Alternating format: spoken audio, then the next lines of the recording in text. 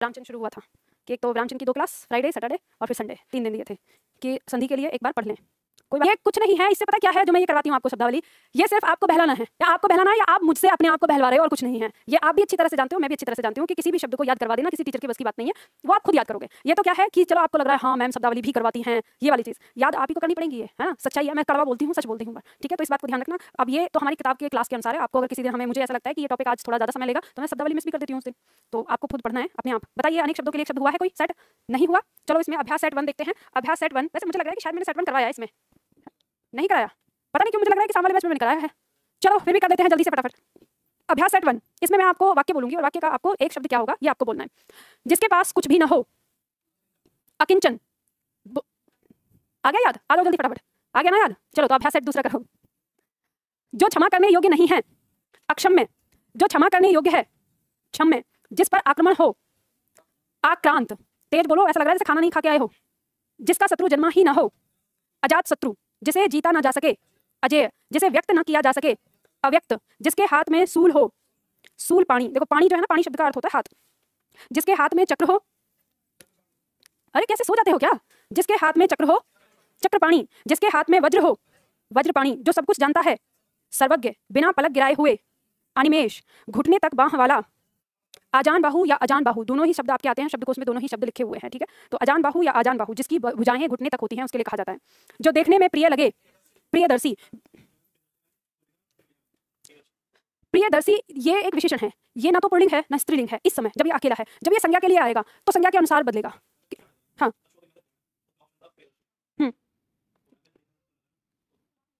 नहीं, अगर प्रियदर्शी कहा गया जो देखने में प्रिय लगे, अशोक के लिए नाम दिया गया था तो लोग उन्हें वो देखने में सुंदर लगते होंगे तो इसलिए नाम उन्हें दे दिया गया प्रियदर्शी।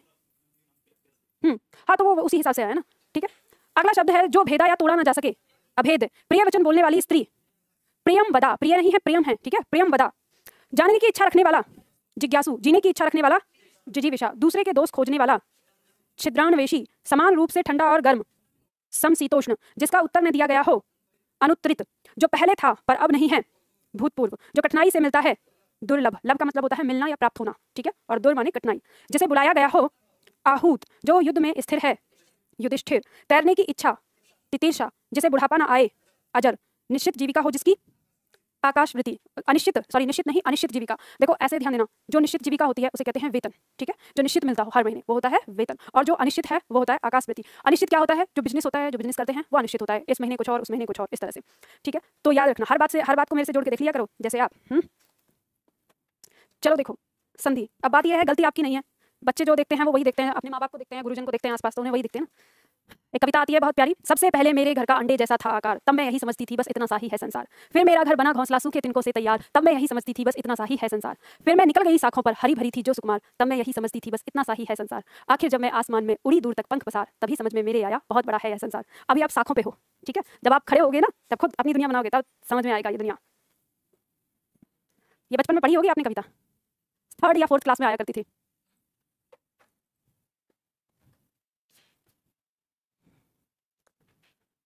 चलो देखो आज हम पढ़ने वाले हैं संधि। अब संधि से पहले कुछ चीजें आपको दिमाग में रखनी है, अपने ध्यान में रखनी है। जैसे हम संधि पढ़ने वाले हैं तो यहाँ पे हमारे सामने दिया है शब्द एवं शब्द निर्माण। हमने अभी तक जो सीखा वर्णमाला में, वो हमने ये सीखा कि हमें वर्णों के बारे में पता चला। हमने देखा कि वर्णों को मिलाकर जो एक सार्थक अर्थ आता है उसे हम क्या कहते हैं? शब्द कहते हैं, ठीक है। अब हमने जो बात कही है सार्थक, सार्थक अर्थ का मतलब क्या होता है बताइए? जिसका कोई अर्थ हो, सेंस हो, मीनिंग हो। तो बताइए आप में से कितने छात्र ऐसे हैं जो इस सार्थक अर्थ का मतलब नहीं समझते कि इसका मतलब क्या है? ऐसे तो हमने जान लिया कि सार्थक अर्थ जिसका अर्थ है, एक्चुअल में इसका अर्थ क्या है वो नहीं समझते, बस पढ़ लिया शब्द शब्द। चलो देखो ऐसे समझो, अब आप ये समझ लेना, क्योंकि हर चीज का वैसे याद करने से कोई फायदा नहीं है जब तक आप उसकी भावनाएं ना समझे, फीलिंग ना समझे। मैं यहाँ पे आपको एक शब्द लिख रही हूँ। शब्द क्या है? किताब। ये किताब शब्द है। जैसे ही मैंने ये शब्द लिखा तो आपके जहन में जो उभर के आया वो क्या? एक किताब, जो आकृति, वो किताब किसी की भी हो सकती है, ठीक है, आपको ये पता चल गया जैसे ये किताब होती है। अगर इसी में जो ये शब्द हैं, अगर हम ये इसको इस तरह से लिख दें किताब की, तो आपको क्या समझ में आया? कुछ भी समझ में नहीं आया, आपके अंदर कोई चित्र नहीं बना, कोई फोटो नहीं बना। तो अब शब्दों का, वर्णों का समूह तो ये भी है और वर्णों का समूह ये भी है, लेकिन ये शब्द है और ये शब्द नहीं है। तो इसलिए ये शब्द है क्योंकि जब हमने इस शब्द को बोला तो इसके पीछे हमारे दिमाग में एक फोटो उभर के आई, लेकिन जब हमने इसको बोल रहे हैं तो हमारे दिमाग में कोई फोटो उभर के नहीं आ रही। तो जो वो फोटो उभर के आती है उसी को कहते हैं सार्थक अर्थ, ठीक है। फिर जैसे अगर मैं इसको हटाऊं और मैं यहाँ पे एक शब्द लिख लूं, मैंने लिखा सेब, तो सेब आपके दिमाग में फोटो आ गई कि सेब एक फल को कहते हैं, ठीक है। जैसे मान लो अगर मैंने एक शब्द लिखा रहना, रहना की कोई फोटो आई उभर के? फोटो तो नहीं आई, लेकिन एक भाव आ गया कि रहने का मतलब क्या है, ठीक है। तो एक अर्थ आ गया मन में उभर के। इसी तरह से अगर मैंने लिखा दौड़ना, तो कोई फोटो तो नहीं आती है लेकिन एक भाव आ गया है, ठीक है, कि कोई व्यक्ति दौड़ के जा रहा है। फिर आप कहोगे नहीं मैडम फोटो तो आ रही है, एक बंदा दिख रहा है और वो बहुत तेज दौड़ता हुआ दिख रहा है, तो दौड़ना, तो वो व्यक्ति दिखे या घोड़ा दिखे या गाड़ी दिखे या कोई भी है, मतलब किसी चीज का गतिमान होना हमें दिखाई दे रहा है, उसी को हम क्या कह सकते हैं, दौड़ना। जैसे हम कहें सड़क पे गाड़ी दौड़ रही है, सड़क पे घोड़ा दौड़ रहा है, सड़क पे व्यक्ति दौड़ रहा है, तो हर एक क्या है, गतिमान है, तो उसी को हम कहेंगे। तो कहने का मतलब ये है कि जिन शब्दों के पीछे किसी भाव का होना या किसी फोटो का होना या किसी चीज का होना ही बोध कराता है, वही शब्द हमारा शब्द कहलाता है, और वो जो भाव आ रहा है वही क्या है, सार्थक अर्थ कहलाता है। तो अब आपको ये बात समझ में आ गई कि जब भी बात आएगी कि हम जैसे किसी को कहेंगे कि ये सार्थक शब्द है और ये सार्थक शब्द नहीं है, तो उस चीज को आप समझ जाओगे, यानी किसी के पीछे किसी वस्तु या किसी चीज या भाव या अवस्था या स्थिति का होना तो शब्द कहलाएगा, और अगर उससे हमें किसी भी चीज के बारे में पता न चले तो वो शब्द नहीं होगा। तो यही खेल है अब हमारी संधि के अंदर। जैसे जब हम संधि पढ़ने चलेंगे तो आप देखेंगे कि जैसे ही हम संधि शुरू करेंगे तो अक्सर हमारे छात्र पूछ लेते हैं कि मान लो हम यहाँ पर पढ़ रहे थे, एक शब्द है हमारा सुरेश, ठीक है। अब सुरेश शब्द हम पढ़ रहे हैं तो हमने कहा कि सुरेश शब्द की जो संधि है वो क्या है, सुर प्लस ईस है। और फिर इसी तरह से यहाँ पर हम जैसे आगे पढ़ते हैं तो शब्द आ जाता है अजय। तो दो दोस्त हैं, एक सुरेश है और एक अजय है, क्लास में ही हमारे बैठे हैं दोनों। तो हमने एक बार शब्द बताया कि सुरेश शब्द की जो संधि है, संधि विच्छेद है वो क्या है, सुर प्लस ईश है। तो अब अजय के मन में वो भावना उठ के आएगी, तो अजय के अंदर संधि विच्छेद क्या है, तो वो तुरंत बोलेंगे मैम अजय में कौन सी संधि है, तो इसका संधि विच्छेद कौन सा होगा। तो ध्यान रखना ये चीज भी हमें जानना है कि हर शब्द में संधि विच्छेद नहीं होता, हर शब्द में संधि है ऐसा जरूरी नहीं है, हर शब्द में संधि नहीं होती। अब हम मान लो बात करें तो वो निराश हो जाएगा, वो ये कहेगा कि अच्छा मैम तो अजय में कुछ भी नहीं है, संधि नहीं है। तो फिर चलो मैंने उसका मन रखने के लिए या उसको वास्तविकता के लिए बता दिया कि अजय में संधि नहीं है, लेकिन अजय में जय और अ जो है उपसर्ग लगा है, इसमें उपसर्ग विधि लगी हुई है।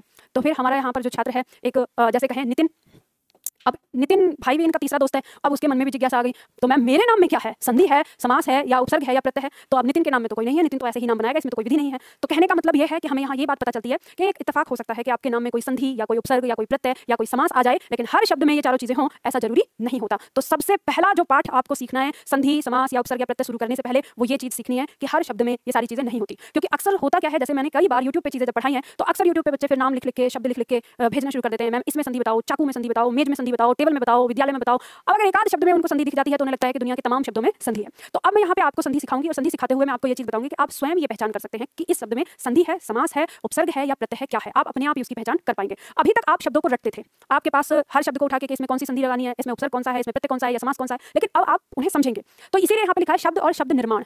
तो जैसे ही हमने वर्णों के बाद कुछ शब्दों का निर्माण किया, शब्द बनाए, तो अब हम इसमें शब्दों का वर्गीकरण करते हैं। तब तो शब्दों के वर्गीकरण को हम 4 भागों में बांटते हैं, अलग अलग उत्पत्ति, स्रोत या इतिहास के आधार पर, रचना या बनावट के आधार पर, अर्थ के आधार पर, व्याकरण, रूप या प्रयोग के आधार पर। हम 4 अलग अलग भागों में इन शब्दों को बांटते हैं। इनके बारे में विस्तार से तो हम पढ़ेंगे जब हमारा समास हो जाएगा तब।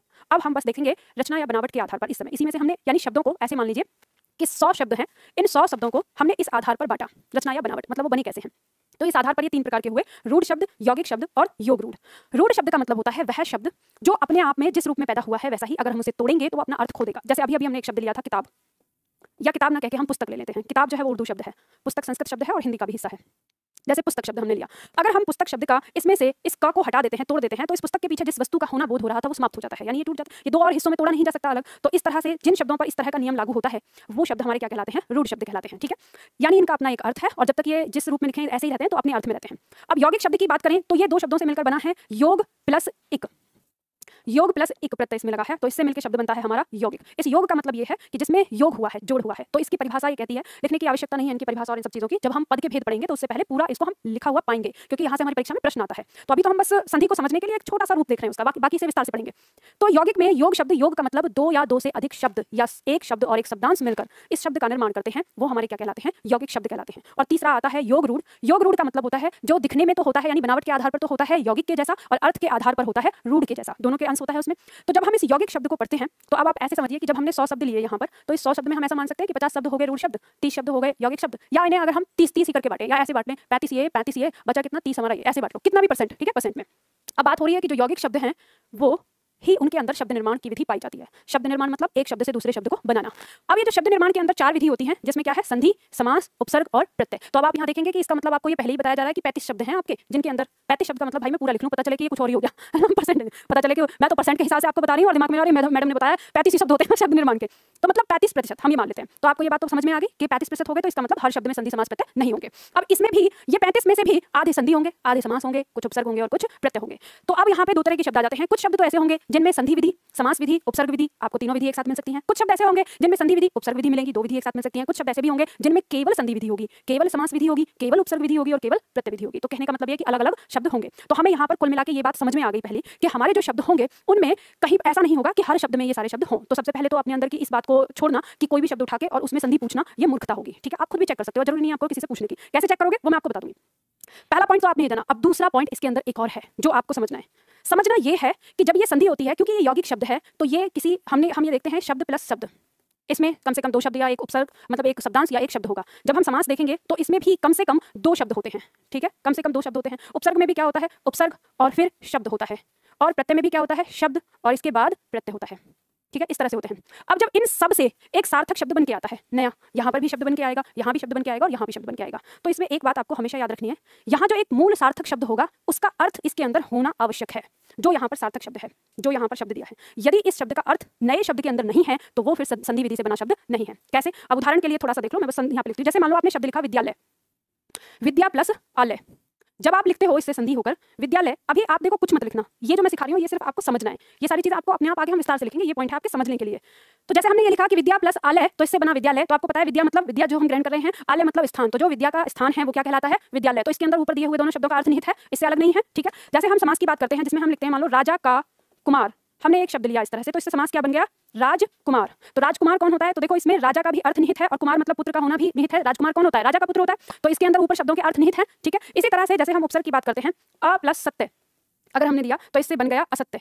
असत्य का अर्थ क्या होता है, जो सच ना हो। सत्य का अर्थ है सच, अ माने नहीं, तो इन दोनों शब्दों ने मिलकर बनाया असत्य मतलब जो सच नहीं, तो ऊपर वाले शब्द का अर्थ नीचे निहित है। और इसी तरह से अगर हम प्रत्यय की बात करते हैं, जैसे मान लो शब्द है हमारा पढ़ प्लस आकू हमने लगाया, तो इससे हमारा शब्द क्या बन गया, पढ़ाकू बन गया। तो ये जो पढ़ मतलब पढ़ना इसके अंदर निहित है, पढ़ मतलब पढ़ना धातु, और पढ़ाकू किसे कहते हैं, जो बहुत अधिक पढ़ने वाला हो, तो उसे कहते हैं पढ़ाकू। तो आपने देखा कि चारों के अंदर ही ऊपर जो दिए हुए शब्द हैं उनका अर्थ निहित है। तो बस मैं आपको यही बात समझाना चाहती हूँ कि आपको ये सार्थक जो हम बात कहते हैं ये समझनी है। अब ये चारों पॉइंट के लिए हमने ये बात समझी है, क्योंकि अक्सर हमारे छात्र क्या करते हैं, जब उपसर्ग की बात आती है तो बहुत सारे शब्दों में उपसर्ग ऐसे ही बना देते हैं। जैसे आप जिन्होंने उपसर्ग पढ़ रखे हैं मुझसे तो वो शांत रहेंगे, नए छात्र मुझे बताएंगे, एक शब्द है कुलीन और एक शब्द है कुमाता, बताओ क्या दोनों शब्द में को उपसर्ग है या नहीं।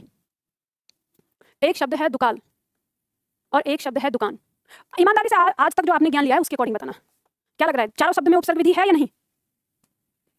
अभी तक के ज्ञान से तो है ना, तो अभी तक के ज्ञान से तो आपको चारों में उपसर्ग लग रहा होगा कि इसमें दो उपसर्ग और इसमें दो उपसर्ग, ठीक है। तो ध्यान रखना कि दुकाल शब्द में तो है लेकिन दुकान में नहीं है। क्यों नहीं है, क्योंकि दो माने बुरा या अथवा दो, और कान मतलब कान, तो दुकान का मतलब ये तो नहीं होगा बुरा कान।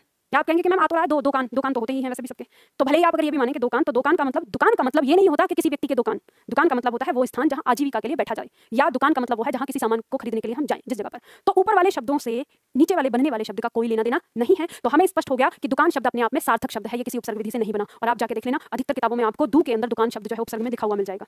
लोगों को इतनी तक पहचान नहीं है कि कौन से शब्द को लिखना है, मतलब कुछ भी लिख दो बनाने के लिए, कुछ भी उनको लगता है जहां दू आ गया वही नियम, जबकि ये कहता है कि यह शब्द निर्माण है और शब्द निर्माण में यौगिक शब्द है, और यौगिक शब्द कहता है कम से कम 2 शब्दों से मेल से बनता है, और 2 शब्दों के मेल में भी वो कहता है एक शब्द और एक शब्दांश कम से कम होना चाहिए। तो आप चलेंगे तो नियम में ही ना, अपनी तरफ से तो नहीं लगा सकते। लेकिन क्या है कि हमारी हिंदी के साथ ऐसा हो रहा है कि कुछ भी उठाकर जिसको कुछ नहीं आता वो हिंदी पे काम कर लेगा, वो यही जिसे कुछ नहीं आता उसको कहता है तू हिंदी पे काम कर ले, क्योंकि हिंदी बहुत सरल है, उनके दिमाग में यही है अपेक्षित। लेकिन जिसको पता है हिंदी के बारे में वो इतनी आसानी से हिंदी में हाथ नहीं डालता, ठीक है। तो ये बात ध्यान रखना, आप लोगों को विद्वान बनना, हिंदी को समझना है, ऐसे नहीं रहना। जैसे आज मैं यूपीएससी वालों को एक पढ़ा रही थी गद्यांश, तो उसमें दिया हुआ था कि हम भारतीयों की स्थिति कुछ इस तरह की हो गई है कि हिंदी हमको लिखनी नहीं आती और अंग्रेजी हमको बोलनी नहीं आती। ना तो हम हिंदी में महारत हासिल कर पाए हैं और ना ही हम अंग्रेजी में। हम 2 नावों पे चल पैर रख के सफर तय कर रहे हैं, और 2 नावों पे पैर रख के चलने वाला कब डूब जाए उसका कोई भरोसा नहीं है। तो इसलिए जल्दी ही एक नाव पे सवार हो जाओ, या तो अपनी हिंदी पे सवार हो जाओ या इंग्लिश पे सवार हो जाओ, जो आपको उचित लगे ये आपको देखना है। खैर, तो यहाँ पे आप देखो इसमें दुकाल है, और इसकी अगर हम बात करें तो इसमें कुल प्लस ईन प्रत्यय विधि से लगा है, ये उपसर्ग विधि से नहीं बना। कैसे बना, किस तरह से हुआ, ये तो हम जब उपसर्ग पढ़ेंगे उस समय बात करेंगे। तो जो एक पॉइंट मुझे आपको पहले समझाना है शब्द निर्माण से पहले, वो मैंने आपको समझा दिया कि सार्थक शब्द का इसमें बहुत ज्यादा महत्व होता है जिन शब्दों से मिलकर बना है।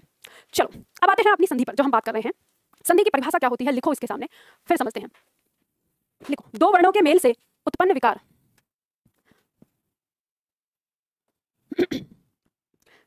बेटा एक बात ध्यान रखना, ऑनलाइन में छात्र पूछ रहे हैं कि कुलीन और कुमाता को बता देना। आप परेशान मत हो, आप लोग पढ़ रहे हो ना, उपसर्ग हम पढ़ेंगे, विस्तार से करेंगे उसमें, ठीक है। बस ये मैंने जानबूझ के क्वेश्चन दिया था, जानते हो जानबूझ के क्वेश्चन देना क्या मतलब, ताकि आपके अंदर जिज्ञासा बनी रहे, और जब आपके अंदर जिज्ञासा बनी रहेगी तो उसका उत्तर जब आपको प्राप्त होगा तो आप सीखेंगे, ठीक है। क्या लिखा आपने, 2 वर्णों के मेल से उत्पन्न विकार को, विकार के आगे ब्रैकेट में लिखिए परिवर्तन, को संधि कहते हैं।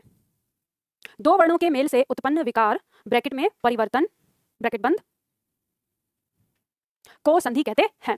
अब मुझे बताइए कि आप लोगों ने ये परिभाषा सुनी होगी, ठीक है, बहुत बार आपने देखी होगी, पढ़ी होगी। यही परिभाषा होती है या कुछ और होती है, यही होती है। अब मैं आपसे कहती हूँ अपनी बुद्धि लगाओ थोड़ी देर के लिए कि 2 वर्णों के मेल से उत्पन्न विकार की बात कही गई है तो कैसे होता है। फिर ये परिभाषा कहने देने के बाद आपको दे दिया जाता है जैसे विद्या प्लस आलय बराबर विद्यालय और ऐसे आगे, लेकिन आपको आज तक ये समझ में नहीं आता 2 वर्णों का मेल तो किस प्रकार से। तो इसी को हम आज यहाँ पर बात करेंगे। पूर्ण विराम लगा के इसको उद्धरण चिन्ह में बंद करो। अब आप लोगों ने विराम चिन्ह पढ़ लिया है तो आपके बाद विराम चिन्ह लगाना सीखो कि किस तरह से करेंगे, ठीक है। उद्धरण चिन्ह आपको पता है, उद्धरण चिन्ह किसको कहते हैं हम, जिसे आप अंग्रेजी में इन्वर्टेड कॉमा कहते हैं, ठीक है। परिभाषाओं के लिए डबल का प्रयोग करेंगे, दोहरा उद्धरण चिन्ह।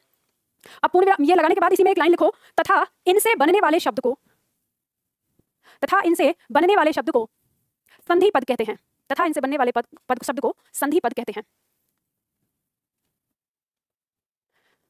अब परिभाषा को समझने की कोशिश करो। याद रखना, हम लोग संधि पढ़ रहे हैं। आपको थोड़े दिन में क्या, आज से ही आपको लगने लगेगा कि हम हिंदी नहीं, हम मैथ पढ़ रहे हैं। तो आज से हम मैथ शुरू करेंगे। इसे आप हिंदी का मैथ्स बोल सकते हो कि हिंदी में हम मैथ्स में कौन सी चीज पढ़ते हैं, तो संधि। हम यहाँ पे फॉर्मूला बनाएंगे, ग्राफ बनाएंगे, उन्हीं से इसे समझेंगे। सबसे पहले हम इस शब्द के बारे में बात करते हैं, विकार। विकार का मतलब क्या होता है? विकार का मतलब होता है परिवर्तन। आपके दिमाग में आता होगा एक रटी रटाई चीज आपको दे दी जाती है, दो वर्णों के मेल से उत्पन्न विकार को संधि कहते हैं। आधे छात्रों को तो यही बात समझ में नहीं आती कि क्या होता है विकार। तो विकार का मतलब होता है परिवर्तन। कहने का मतलब ये कि दो वर्ण आपस में मेल करते हैं और किसी न किसी रूप में उनमें कोई परिवर्तन उत्पन्न होता है। इसी को हम क्या कहते हैं? विकार, ठीक है। परिवर्तन किस प्रकार से? जैसे मान लो अगर हम ये कहें कि मान लो हमारे सामने ये ए प्लस ए आ रहा है, दोनों का मेल हो रहा है, यहाँ पर एक वर्ण का निर्माण हो गया, दोनों वर्ण परिवर्तित होकर क्या बन गए? आ बन गए। तो क्या हम इसी को संधि कहेंगे?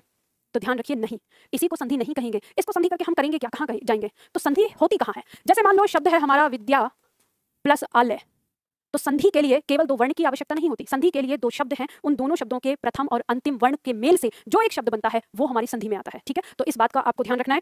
परिभाषा हमारे विद्वान ने थोड़ी आधी अधूरी सी छोड़ दी है। तो हमने जैसे लिखा कि दो वर्णों के मेल से, तो हम कह सकते हैं किन्हीं दो शब्दों के, दो वर्णों के मेल से उत्पन्न विकार को क्या कहते हैं? संधि कहते हैं। जैसे इसका अंतिम वर्ण है और इसका प्रथम वर्ण है, इन दोनों के मेल से जो विकार उत्पन्न हुआ है वही क्या कहलाएगा? संधि कहलाएगा। और इनसे बनने वाला जो पद है वो क्या कहलाएगा? संधि पद कहलाएगा, ठीक है। तो जहां आपने परिभाषा लिखी कि वह संधि पद कहलाएगा, उसके नीचे आप लिखो एक फॉर्मूला।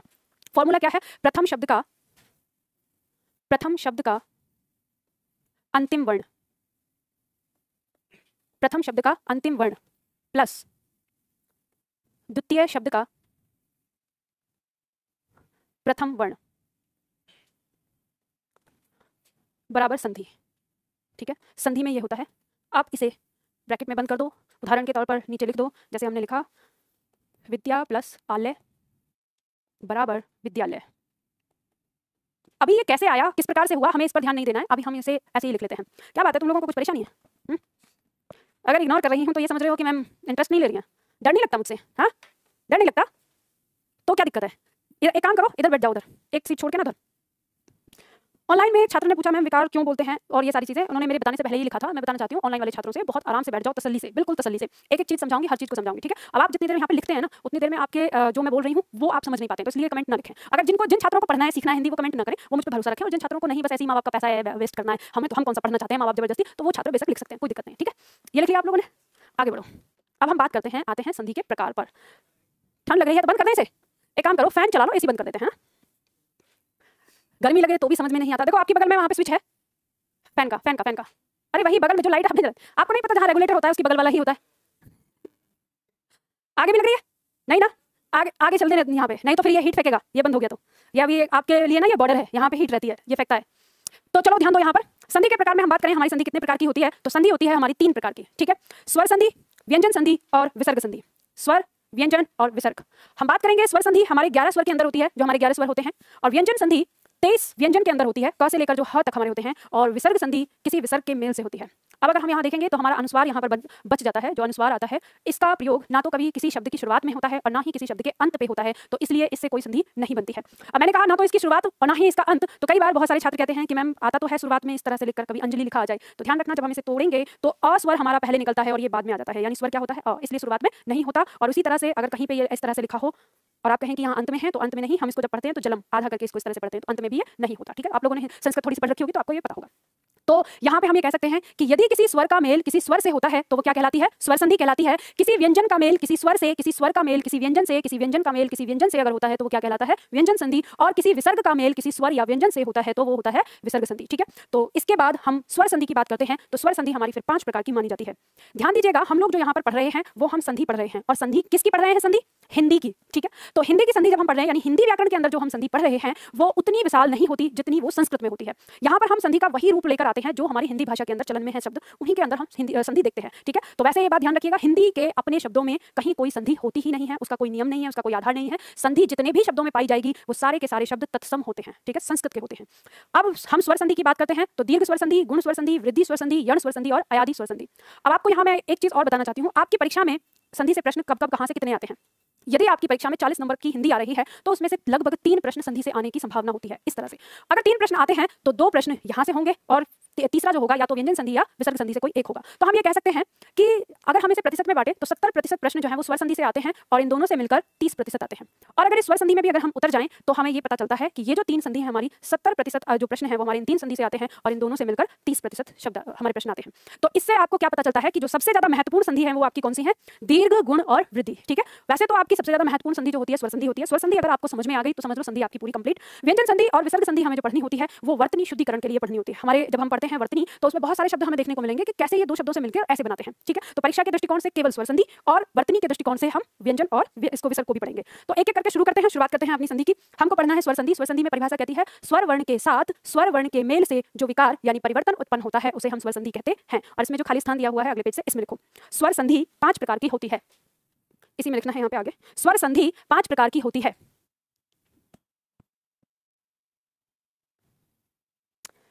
स्वर संधि 5 प्रकार की होती है। इसके बाद निर्देशक चिन्ह लगाओ। निर्देशक चिन्ह पता है ना कैसे लगेगा? निर्देशक चिन्ह लगाना है आपको इस तरह से और लिखो दीर्घ स्वर संधि, कमा गुण स्वर संधि, कमा वृद्धि स्वर संधि, कमा यण स्वर संधि, कमा सामने देख लो, कमा आदि स्वर संधि। कॉपी करो जल्दी से फटाफट, कोई ऐसे मत छोड़ देना क्योंकि लिखना है अब आपको।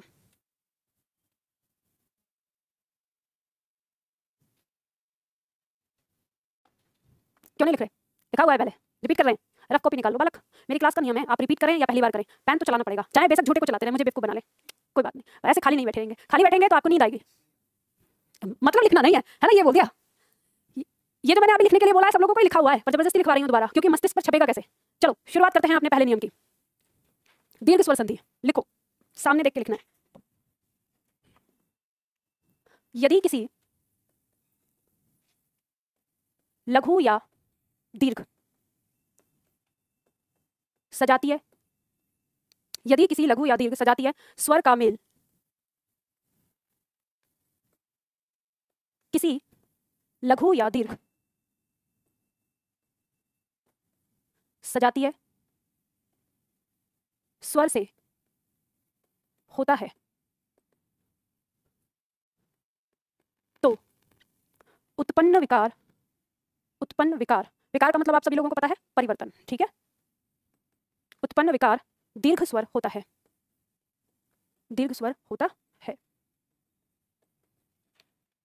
इसे दीर्घ स्वर संधि कहते हैं, इसे दीर्घ स्वर संधि कहते हैं। जब किसी, यदि किसी लघु या दीर्घ सजातीय स्वर का मेल किसी लघु या दीर्घ सजातीय स्वर से होता है तो उत्पन्न विकार दीर्घ स्वर होता है, इसे दीर्घ स्वर संधि कहते हैं। पूर्ण विराम लगा देना पूरा और इसको उद्धरण चिन्ह में बंद कर दीजिए, ये परिभाषा है आपकी। अब इसके नीचे जो स्थान बचा है उसमें आपको लिखना है फॉर्मूला इस परिभाषा को समझने के लिए।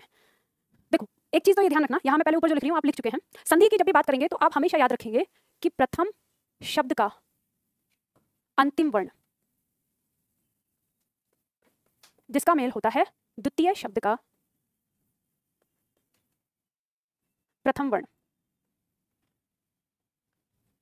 ठीक है, अब यहां पर लिखिए हम जो बात कर रहे हैं, जैसे हमने कहा है यदि किसी, अब इसमें ना परिभाषा को आप समझ लो, यदि किसी लघु या दीर्घ, ठीक है, अब लघु या दीर्घ का मतलब है एक लघु होगा इसमें और एक दीर्घ होगा, और फिर कहा है सजातीय, सजातीय का मतलब समान जाति का। तो अगर हम अपने स्वर की बात करें तो हमारे 11 स्वर में अगर मैं यहाँ पर एक बार सारे स्वर लिखूँ आपके सामने तो ए आ, ये अभी लिखना मत आप लोग, जब लिखना जब मैं बोलूंगी, ए आ ई उ ऊ और री, जब हम लिखते हैं ए आ ओ आओ, यही तो है आपके स्वर। ठीक है, जो आप लिखते हैं।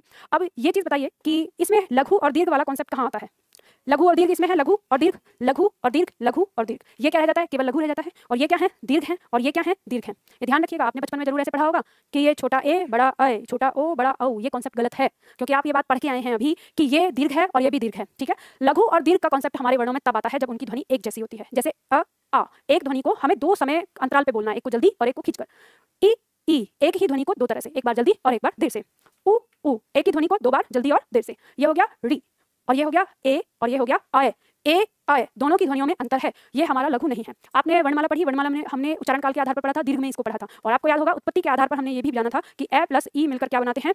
ए बनाते हैं तो एक वर्ण ये एक वर्ण ये, तो ऐसे ही ये क्या हो जाता है, दीर्घ हो जाता है। ठीक है, तो बचपन में आप लोगों को जब उस समय आप समझते नहीं थे, आपका ध्यान जो था वो खिलौनों की तरफ रहता था, तो आपको ऐसे ही बोल बोल के बस रटा दिया गया था, ऐसे रट लो, लेकिन अब के बाद इस चीज को कभी इस तरह से मत करना। तो इसमें लघु दीर्घ नहीं है और हमारी इस परिभाषा में लघु या दीर्घ का होना जरूरी है, तो ये हट जाता है। ठीक है, अब संस्कृत में जाएंगे तो संस्कृत के साथ इसका जो दूसरा बड़ा है वो लग जाता है, लेकिन क्योंकि ये हिंदी की है तो इसमें केवल लघु है हमारे पास, तो ये भी इसमें नहीं होता। इसमें हमारे पास रह गया 3 पॉइंट। 3 पॉइंट कहता है किसी लघु या दीर्घ का मेल जब होता है तो रिजल्ट हमारा क्या आता है, दीर्घ आता है। किसी लघु या दीर्घ का मेल होता है तो रिजल्ट हमारा क्या आता है, दीर्घ आता है। किसी लघु या दीर्घ का मेल जब होता है तो रिजल्ट हमारा क्या आता है, दीर्घ आता है। दीर्घ संधि है, दीर्घ रिजल्ट है, इससे याद रख सकते हैं इस चीज को। ठीक है, अब उतार लो ये फॉर्मूला जो हमने यहाँ पे लिखा, ये हमें याद रखना है पूरी संधि में और कुछ नहीं। ठीक है, परिभाषा भी याद रखने की आवश्यकता नहीं, आपकी परीक्षा में परिभाषा नहीं पूछी जाती है। ठीक है, तो ये फॉर्मूला आपको याद रखना है, अपने दिमाग में रखना है। किसी ए आ का मेल अगर होता है तो आ रिजल्ट होगा, ई का मेल होता है तो ई रिजल्ट होगा, और ऊ का मेल होता है तो ऊ रिजल्ट होगा।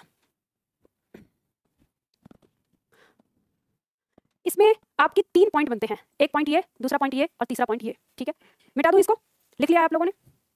अब इसमें एक बात समझ लो, आपका ये एक चार्ट सा बना हुआ है, ये लिखा हुआ है, आपको लिखना नहीं है, बस इसको समझ लेना है। जब हमने 3 पॉइंट निकाले तो पहला जो फॉर्मूला है हमारा ये बन के आता है। ये कैसे बन के आया, इसे भी हम समझ लेते हैं। इसको हमेशा याद रखना, जो यहाँ पर दिया हुआ है इसे मैं थोड़ा सा ऊपर रखूंगी।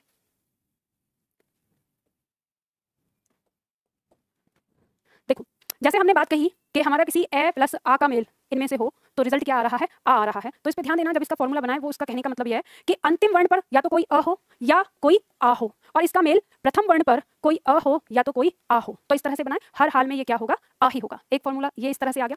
ये वाला जो फॉर्मूला आपको अपने दिमाग में रखना है, ये संधि विच्छेद के लिए रखना है। जब हम संधि विच्छेद करेंगे, ध्यान रखना, हम पहले संधि करना सीखेंगे, उसके बाद संधि विच्छेद सीखेंगे। तो हम अभी पहले संधि करना सीख रहे हैं, तो इसलिए मैं आपको सारे फॉर्मूले बता रही हूं जो आपको अपने दिमाग में रखने हैं। ये कोई इतना बड़ा नहीं है कि आपको याद नहीं रहेगा, बहुत आसानी से हो जाएगा। अब ये जो फॉर्मूला आपके सामने आया, इसका कहने का मतलब क्या है, इसे मैं आपको यहाँ पे थोड़ा सा समझा देती हूँ। इसके कहने का मतलब ये है, अगर हम इसको इस तरह से रख लें कि अंतिम वर्ण पर ए और प्रथम वर्ण पर कोई अ, ठीक है, या किसी ए का मेल किसी आ से हो, या किसी आ का मेल किसी ए से हो, या किसी आ का मेल किसी आ से हो, हर हाल में इन चारों कंडीशन का जो रिजल्ट है वो क्या आना है, आ आना है। बात समझ गए? अब इससे ज्यादा नीचे और नहीं टूटेगा। जितना हमने देख लिया, परिभाषा ने हमें बताया, फिर हमने फॉर्मूला से सीखा और ये सारी चीज, तो कहने का मतलब है इतना ही आएगा। अब इसमें हम एक उदाहरण लेते हैं, लिखना नहीं अभी, पहले समझ लो। जैसे शब्द हमारे सामने है, हमने लिया परमा, जैसे परम प्लस आत्मा। अब ये शब्द है हमारे पास, तो ध्यान दो यहाँ पर अंतिम वर्ण क्या है इसका, मत लिखो, मैंने कहा लिखो मत, ध्यान दो। ठीक है, एक दो बार यहाँ पर ध्यान दे लो, फिर उसके बाद तुम अगर चाहो तो मैं खुद ही रेल चला दूंगी। मैं इतना तेज लिखूंगी आप लिख नहीं पाओगे, है ना, तो पहले शांति से तसल्ली से। अंतिम वर्ण क्या है इसका, अ या म? अ। आपको पता है कि व्यंजन क्या है, म, और इसका स्वर क्या है, अ। तो अंतिम वर्ण क्या हुआ, अ। यहाँ पर आपको पता है प्रथम वर्ण क्या है, अ, प्रत्यक्ष दिखाई दे रहा है, तो प्रथम वर्ण है अ। तो इस अ का मेल इस आ से होता है, तो हम देखेंगे ये कंडीशन हमारी कौन सी है, इस अ का मेल इस आ से हो रहा है, इसी कंडीशन की बात कर रहे हैं। रिजल्ट क्या होगा हमारा, आ हो जाएगा। रिजल्ट हमारा आ गया, तो यहाँ पे हमारे पास टुकड़ा क्या बचा, हमारे पास टुकड़ा ये बचा, समझ गए? अब इसके नीचे हल क्यों बचा, क्योंकि उसमें से स्वर बाहर आ गया, तो यहाँ पर टुकड़ा हमारे पास बचा परम। अब यहाँ पे टुकड़ा क्या बचा, तमा, इतना आ गया। अब इसको जोड़ दो, याद रखना आपको वर्ण विच्छेद सिखाया है इसीलिए। ठीक है, तो अब आप इसको जोड़ेंगे तो आपको पता है कि ये जो स्वर है ये इस व्यंजन के साथ जब आएगा तो इसको पूरा कर देगा, और पूरा करेगा तो ये क्या हो जाएगा, माँ। तो ये जो है ये हमने लिख दिया यहाँ पर, और यहाँ बचा हुआ जो टुकड़ा है उसको रख दो, शब्द क्या हो गया हमारा, परमात्मा। ठीक है, अब आप कहेंगे अरे मैडम इतना फैला के लिखने की क्या जरूरत थी, इतना टाइम वेस्ट कर दिया, परम प्लस आत्मा हमारे सामने आसी तो हमको पता है परमात्मा। तो कोई बात नहीं, अभी इसके लिए सीख लो, ये जो स्टेप है, इसके बाद ये स्टेप, इसके बाद ये स्टेप, और इसके बाद ये स्टेप, ये सरलता से सीखते हैं, आगे बहुत काम आएगा, क्योंकि ये स्टेप हमें आगे काम आने वाले हैं, और संधि विच्छेद भी हमें यही स्टेप सिखाएंगे। ठीक है, तो इसलिए उतार लो। अब इसको उतारना कहाँ है, जहां पर आपका ये बना हुआ है इसके सामने जैसे लिख के लिख लो, पहले फॉर्मूले के सामने।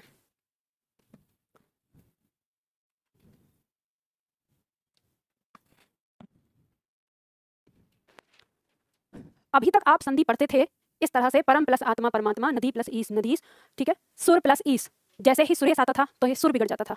अभी तक तो ये आ रहा है, अभी ये कहाँ से आ गया, फिर चलो याद किया, सुर प्लस ईस, रमा प्लस ईस, तो रमेश हो गया, उससे सुरेश हो गया। थोड़े से आगे बढ़े, अति प्लस अधिक आ गया, तो अति प्लस अधिक हो गया, तो ये अत्यधिक आ गया। ये कहाँ से आ गया अब, तो यहाँ पे सुर खराब हो गए, और फिर ने प्लस एका तो नायिका बन गया। अब तो बहुत ज्यादा ही सुर बिगड़ गया, अब तो पता ही नहीं चल रहा है कहाँ से आ रहा है। तो इस तरह से परिवर्तन होते होते आगे बढ़ती है संधि, फिर आपको चीजें बिगड़ने लगती हैं। ठीक है, ये लिख लिया आप लोगों ने। अब देखो यहाँ पर दूसरा पॉइंट, दूसरा जो पॉइंट है हमारे पास वो क्या है, किसी ई या ई का मेल किसी ई या ई से अगर होगा तो रिजल्ट क्या होगा, ई होगा। कहने का मतलब ये है किसी छोटी ई का मेल किसी बड़ी ई से हो, या किसी छोटी ई से, पहले छोटी लिखते हैं, किसी छोटी ई का मेल किसी छोटी ई से, किसी छोटी ई का मेल किसी बड़ी ई से, किसी बड़ी ई का मेल किसी छोटी ई से, या किसी बड़ी ई का मेल किसी बड़ी ई से। हर चारों कंडीशन में आपका जो विकार है वो क्या होगा, बड़ी ई। ठीक है, जैसे हम उदाहरण के तौर पर देख सकते हैं, मान लो शब्द है हमारे पास नदी प्लस ईश, सामने देखो और मेरे साथ बोलो, अंतिम वर्ण क्या है, बड़ी ई। जब हमने बड़ी ई को बाहर निकाला तो इधर टुकड़ा क्या बचेगा, ये हल के साथ, क्योंकि इसके स्वर को बाहर निकाल दिया है, यहाँ पर टुकड़ा क्या बचा, ये बचा, और इसका स्वर आ गया ये, दोनों मिलकर उत्पन्न विकार क्या लाएंगे, बड़ी ई। तो बचा हुआ टुकड़ा यहाँ आ गया और ये बचा हुआ टुकड़ा यहाँ आ गया। जोड़ देंगे अब हम इनको, जब हम इन्हें जोड़ के लिखेंगे तो ये ई इस द को पूरा करेगा, द को पूरा कर दिया, ये टुकड़ा आ गया, ये टुकड़ा आ गया। शब्द क्या हो गया, नदीस। नदी माने नदी, ईश माने स्वामी, तो नदीस क्या हो जाएगा, नदियों का स्वामी अर्थात सागर। तो नदीस किसका नाम है, सागर का। ठीक है, पर्यायवाची में भी आपने देखा होगा, पढ़ा होगा। उतार लो इसे जल्दी से फटाफट।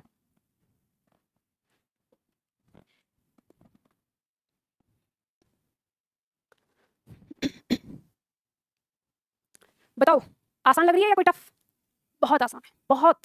वैसे डर किसको लगता था संधि से अब तक? हाँ जी, ये भी मेरी प्रॉब्लम है, बाद में भूल जाते हैं। अभी अगर किसी लड़की से दोस्ती हो जाए तो मरते दम तक नहीं भूलेंगे उसको।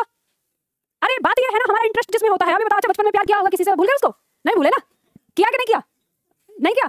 अब तुमने नहीं किया तो अब क्या जाने, अब क्या बताएं हम, किया होता तो पता होता है। अरे वाह, ये इनका कहना है एक नहीं किया भतेरे किए, लेकिन वो भतेरे भी याद होंगे, वो भतेरे भी याद होंगे कि कब किसको कब कब किया है कि नहीं? बताओ याद है या भूल गए? याद है, देखो कितना, हाँ याद है। तो भाई जब वो याद है तो ये क्यों नहीं याद है? नंबर भी याद है, ये देख लो, नंबर भी याद है, और वो उतने भी कितने प्यार थे ये भी याद है। तो फिर ये सब क्यों याद है? क्योंकि आपका इंटरेस्ट है, समझ गए? और आप जिसको भूलते हैं ना, वो उसको भूलते हैं जिसमें आपको कोई इंटरेस्ट नहीं होता। तो याद रखो, जीवन में अगर आपको किसी चीज को अपना बनाना है तो उसे सम्मान, उसे इज्जत, उसे प्यार मोहब्बत देनी पड़ती है, तब वो तुम्हारा होता है। अगर आपको हिंदी को अपना बनाना है तो इसे उतना मान सम्मान देना पड़ेगा, इसकी रोज प्रार्थना करनी पड़ेगी। अब ऐसे प्रार्थना नहीं, पता चले किताब रख के और अगरबत्ती हिला रहे हैं ना। प्रार्थना करने का मतलब ये है कि अभ्यास करना है लिख के, जैसे मैं बता रही हूँ, समझ गए? चलो आगे बढ़ते हैं। दूसरा पॉइंट, तीसरा पॉइंट क्या लिख लिया ना आप लोगों ने?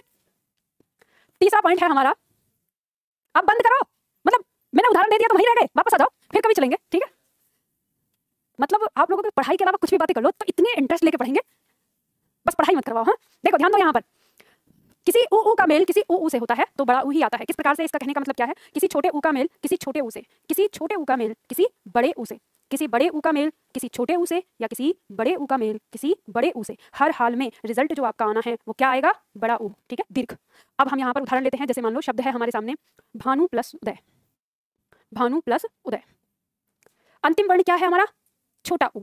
यहाँ पर टुकड़ा क्या बचेगा, भान, न के नीचे हल आ जाएगा। ये तो चीज समझ में आ रही है ना? यहाँ पर क्या बचा, छोटा ऊ, टुकड़ा हो जाएगा, दोनों आपस में मेल करेंगे तो दीर्घ हो जाएगा। यहाँ पर बचा हुआ टुकड़ा आ जाएगा दय, यहाँ पर बचा हुआ टुकड़ा आ जाएगा भान। अब आपको ये बात पता ही है कि ये जो ऊ है इस न को क्या करेगा, पूरा करेगा, बड़ा ऊ हो गया। ये बचा हुआ टुकड़ा यहाँ आ गया और बचा हुआ टुकड़ा हो गया। शब्द क्या हो गया, भानुदय। ठीक है, भानुदय किसे कहते हैं, भानु का उदय, सूर्य का उदय जो होता है। ठीक है, बात समझ में आ गई? तो ये आप लोगों ने समझ लिया, उतार लो जल्दी से फटाफट इसको, उतार लिया? बहुत जल्दी करते हो, हाँ अब तो आ गया। अति उत्साही मत बनो, थोड़ा सा मैं वही कह रही हूँ ना कि जो मैं बोल रही हूँ आराम आराम से चलो। ऐसा होता है ना कभी कभी कि ज्यादा तेज दौड़ने वाले को ठोकर लग जाती है फिर, है ना? जब आपके सामने आपका ट्रेनर है तो उस समय आप उसके पीछे ही चलो। होता क्या है, आप जो मेरे सामने है ना, कई तरह के छात्र हैं, तो एक हमारा ग्राफ है, किसी के दिमाग का लेवल ये है, किसी के दिमाग का लेवल ये, कोई थोड़ा सा ऊपर ये, कोई थोड़ा सा इतना, कोई ऐसे, इस तरह से है। अब मैं अभी यहाँ से पढ़ाना मैंने शुरू किया, यहाँ से जड़ से, तो यहाँ आते आते किसी के लिए टफ हो सकता है, किसी के लिए बहुत आसान हो सकता है। फिर ऐसे चलते चलते और जब हम यहाँ निकलेंगे ना तो सब समान हो जाएंगे। ठीक है, समझ गए? तो इसलिए थोड़ा सा अभी आराम से ऐसे चला करो, जल्दबाजी नहीं किया करो। मिटा दूँ इसको? यहाँ पे आप लोगों के लिए एक होमवर्क है। ये तो आपने एक एक उदाहरण देखा, अब आपकी परीक्षा में बहुत सारे उदाहरण आने वाले हैं, ये दिए हुए हैं। तो एक आप लोग मुझे जरा अभ्यास करके दिखाओ। ये जो आपका शब्द दिया हुआ है आपको उसी तरीके से लिखना है जैसे भी किया, 1 + अंकी बराबर 1 अंकी। अब ये मत बताना मुझे कि मैम ये हो गया 1 अंकी, आपको उसी विधि से करना है कि हो पा रहा है या नहीं हो पा रहा है या कुछ दिक्कत आ रही है। ठीक है, बताओ जल्दी से, जाओ, जाना है तो, बेचैन हो रहे हैं।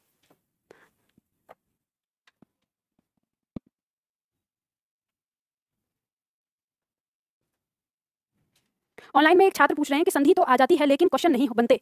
बेटा चलो आप संधि सीखो पहले, उसके बाद प्रश्न भी देखेंगे कैसे नहीं बनते प्रश्न। हो गया या किसी को कोई प्रॉब्लम है? समझ में आ रहा है? कोई ऐसा तो नहीं कि जिसे प्रॉब्लम हो रही है कि मैम समझ में नहीं आ रहा?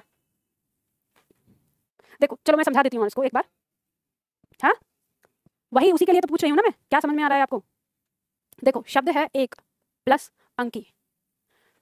कई बार छात्रों को दिमाग में ये आने लगता है कि ऊपर बिंदी लगी हुई है, ये अनुस्वार है क्या, ये क्या है, डर लगा रहता है। तो सबसे पहले तो आपको अपना दिमाग चलाना है चाचा चौधरी से तेज। आपको देखना है कि ये जो अंकी बिंदी है हम ये पता कर लेते हैं कहीं ये पंचमाक्षर तो नहीं। तो हाँ ये पंचमाक्षर है, ये बच्चा और बच्चे के पीछे दादाजी। दादाजी किस वर्ग के हैं? क वर्ग के हैं। तो क वर्ग का पंचमाक्षर क्या होता है? तो आप चाहें तो इसको इसके वास्तविक रूप में लिख सकते हैं। ये शब्द क्या है? अंकी। और जब ऐसे ही होगा तो ये आपको स्पष्ट पता चल जाएगा। ठीक है, और अगर मान लो आप ऐसे करना चाहते तो ऐसे कर लो, नहीं तो आपके पास एक तरीका ये है कि मैंने आपको ये वाली बात बताई है कि अगर अनुस्वार भी होगा तो ये उस अनुस्वार में अ और उसका जो स्वर है वो बाद में होगा, यानी पहले क्या होगा, अ ही होगा। तो जैसे बाकी हम शब्दों से निकाल रहे हैं वैसे इससे भी निकाल सकते हैं। तो हम यहाँ देखेंगे कि अगर इसका अंतिम वर्ण क्या है? अ, और ये निकला किस में से? क में से। अ से पहले अनुस्वार होता है कि अनुस्वार से पहले अ होता है?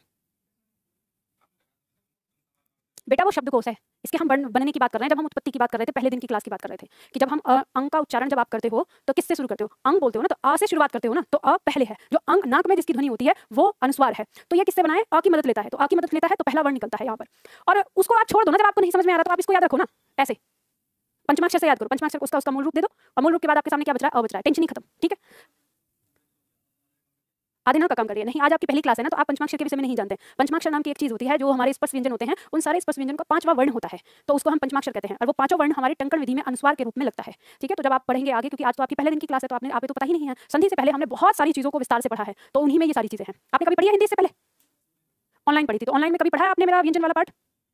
तो उसमें मैंने बताया होगा ना पंचमाक्षर के बारे में लास्ट, या आगे वर्तनी का भी टॉपिक है, उसमें भी है ना। तो वहां पे है। तो देखो, इसे आप इस तरह से कर सकते हो जैसे आपका दिया है। अब इसको आपके अ को बाहर निकालना है, इस अ को बाहर निकालो इस तरह से। अब आप इसको इस तरह से रख सकते हो, बिंदी को इसके ऊपर ऐसा कैसे ही रखने दो, गिरेगी तो नहीं, कभी गिर जाएगी ऐसा तो नहीं है ना, रख जाएगी ना। दोनों का मेल करके ये आ बन जाएगा, और जो आपने यहाँ पे बचा इसको फिर से यहाँ पे ले आओ ऐसे ही। यहाँ पे आपके पास क्या बचता है? ये बच जाएगा। अब ये आ इसका को क्या कर देगा? पूरा कर देगा। ये यहाँ आ गया। अब इस बिंदी को ऐसा कैसा इसके ऊपर टिका दो, और ये आ गया। तो आप इसको इस तरह से लिख सकते हो एकांकी, या फिर आप देख सकते हो कि आपको ये पता चलेगा कि इसमें जो वास्तविक रूप है वो क्या है। ये है अनुस्वार, अनुस्वार के पीछे क, तो आपको पता है कि ये क्या होता है? ये होता है एकांकी। ऐसे भी आप लिख सकते हो इसे। जब आप इसको ऐसे लिखोगे तो आपको पता है कि जब इसके वर्ग का व्यक्ति आया है और उससे पहले इसका पंचमाक्षर आया है आधा, तो इस पंचमाक्षर को हम अनुस्वार के रूप में भी लिख देते हैं, ठीक है। तो इस तरह से आपको ये पता चल जाएगा। तो अब यहाँ पर बहुत सारे शब्द हैं ऐसे जो आपको मिलेंगे, जैसे एकांकी के बाद गीत प्लस अंजलि गीतांजलि है, जैसे आपको दिया है दिन प्लस अंक है, देव प्लस अंगना है, ठीक है। इसी तरह से वीर प्लस अंगना है। तो बहुत सारे शब्द आपको देखने को मिलेंगे, तो आपको इन्हें करना है। अब होमवर्क क्या है और होमवर्क आपको कैसे करना है समझ लो। रफ कॉपी लेनी है आपको, रफ कॉपी लेकर रफ कॉपी पर जैसे ये शब्द आप उतारेंगे कल्प प्लस अंत, ठीक है। और जैसे हमने अभी किया है यहाँ पर, वैसे ही अंतिम वर्ण क्या है? अ, प्रथम वर्ण क्या है? अ, इन दोनों के मेल से बना आ, इनके वर्ण यहाँ पर लिखकर इससे बनने वाला नया शब्द क्या है? इस तरह का अभ्यास करना है, जितने भी इसमें सारे शब्द हैं सारे शब्दों का, ठीक है। ये करके लाना है, और ये ध्यान रखिएगा कि जो आप अभ्यास करेंगे उस कॉपी को घर नहीं छोड़ के आना, उसको लेके आ जाना, यहाँ पर साथ में ले आना, और मैं चेक करूंगी, और ठीक है। और जो भी फिर गोली देने की कोशिश करेगा तो फिर वो चीज नहीं है ना दिखाना। इससे एक बार देखो, आपके पास ना दो रास्ते हैं, या तो अभी याद करके भूल जाओ और फिर परीक्षा से पहले फिर अपने आप को परेशान करते रहो, या फिर अभी जिस समय हम संधि कर रहे हैं घर पे जाके आधा घंटे का टाइम निकाल लो, और आधा घंटे के टाइमिंग में फिर आप एक बार पढ़ के जिंदगी भर के लिए छोड़ दो। तो ये आपकी चॉइस है, आपको क्या करना है, बार बार परेशान होना है या एक बार मेहनत करनी है, ठीक है। तो एक बार मेहनत करो, तो आज अभ्यास कर लेना, और कल हम इसके आगे करेंगे फिर। संधि कम से कम आपकी 6 क्लास लेगी, और नहीं देखो 5 तक नहीं होगा। क्यों, आपको कहीं जाना है तो आप संधि की एप्लीकेशन पे जो क्लास है वो ले लो। वैसे भी बुधवार के बाद हमारी क्लास बंद हो रही है, मैंने बताया था ना, मुझे अचानक से जाना पड़ रहा है। मैं बुधवार की रात को ही निकलूंगी, और फिर मैं सोमवार की सुबह 4 बजे ही आऊंगी यहाँ। अच्छा, तो कोई नहीं, आप एप्लीकेशन पे ले सकती हैं, संधि से पहले पढ़ सकती हैं, पढ़ाई हुई है। देखो एप्लीकेशन में यहाँ पे, यहाँ से भी देख सकते हैं, यूट्यूब क्लासेस में